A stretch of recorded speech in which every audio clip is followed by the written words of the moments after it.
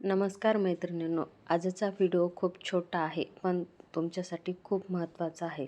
तर आजच्या व्हिडिओमध्ये आपण प्रिन्स कट चपटा का होतो हे बघणार आहोत. तर मैत्रिणींनो, बऱ्याच जणीचे प्रश्न असतात की आम्ही प्रिन्स कट ब्लाऊज शिवतो पण प्रिन्स कट व्यवस्थित बसत नाही, प्रिन्स कट चपटा होतो.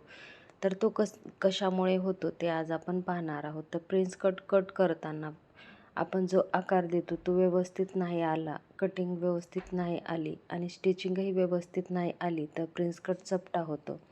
तर आजच्या व्हिडिओमध्ये आपण प्रिन्स कटचा परफेक्ट असा पफ कसा येतो ते बघणार आहोत. तर व्हिडिओ शेवटपर्यंत नक्की बघा. तर बघा, इथे आपण गळा शिवून घेतलेला आहे, गळ्याला शिलाई टाकून घेतलेली आहे आणि शिलाई टाकून झाल्यावर इथे छोटे छोटे कट टाकून घेतलेले आहेत. त्यानंतर इथे एक्स्ट्राचा जो कपडा आहे तो कट करून घेतलेला आहे.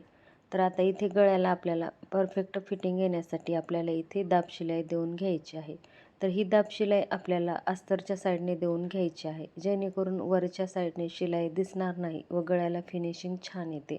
तर नवीन शिकणाऱ्या मैत्रिणीला गोट व्यवस्थित टाकता येत नाही तर त्यांनी ही ट्रिक नक्की वापरा, तुमचा फिनिशिंग सहित असा गळा तयार होतो. तर त्यानंतर आपल्याला इथे साईडने शिलाई टाकून घ्यायची आहे. साईडने शिलाई टाकून आपल्याला इथे व्यवस्थित असं कुठेही झोळ येऊ न देता अस्तर फिटिंग करून घ्यायचं आहे.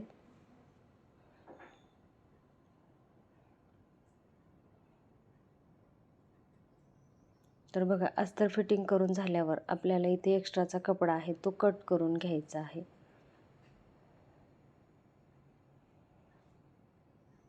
आता त्यानंतर आपल्याला इथे प्रिन्स कटची जी कटोरी आहे तर त्या कटोरीलाही अस्तर फिटिंग करून घ्यायचं आहे. अगदी कडेकडेने शिलाई टाकून आपण इथे अस्तर फिटिंग करून घेतलेलं आहे. त्यानंतर आपल्याला इथे एक्स्ट्राचा जो काही कपडा आहे तो इथे कट करून घ्यायचा आहे. आपण अस्तरवर परफेक्ट माप काढलेला असतो आणि ब्लाऊजचा जो मेन कपडा असतो तो एक्स्ट्राचा ठेवलेला असतो. तर बघा, आता इथे आपल्याला काय करायचं आहे, तर प्रिन्स कटचे दोन्ही टोक व्यवस्थित ठेवून घ्यायचे आहेत आणि कुठेही ओढाताण न करता अगदी सावकाश एकसारखी शिलाई मार्जिन ठेवून इथे शिलाई टाकून घ्यायची आहे. शिलाई इकडे तिकडे जाऊ द्यायची नाही, फिनिशिंग सहित शिलाई टाकून घ्यायची आहे. तर बघा, एक शिलाई टाकून झाल्यावर आपल्याला इथे लगेच दुसरीही शिलाई टाकून घ्यायची आहे. तर बघू शकता, ह्या पद्धतीने आपण शिलाई टाकून घेतलेली आहे आणि बघा, प्रिन्स कटला सुंदर असा पफ आलेला आहे. आता ही ट्रिक तुम्ही वापरा. काच बटन पट्टीच्या साईडने आपल्याला इथे एक टक्स टाकून घ्यायचा आहे.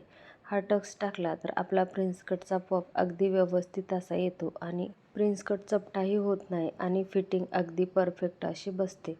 त्यानंतर आपल्याला इथे लावून घ्यायची आहे काच बटन पट्टी. तर इथे 1 ते 1.5 इंचाचा आपल्याला पट्टी घेऊन इथे काच बटन पट्टी लावून घ्यायची आहे. वरच्या साईडने आपला गळा तयार झालेला आहे, त्यासाठी आपल्याला इथे वरच्या साईडने दुमडून घ्यायचं आहे आणि इथे डबल फोल्ड करून आपल्याला ही काच बटन पट्टी लावून घ्यायची आहे.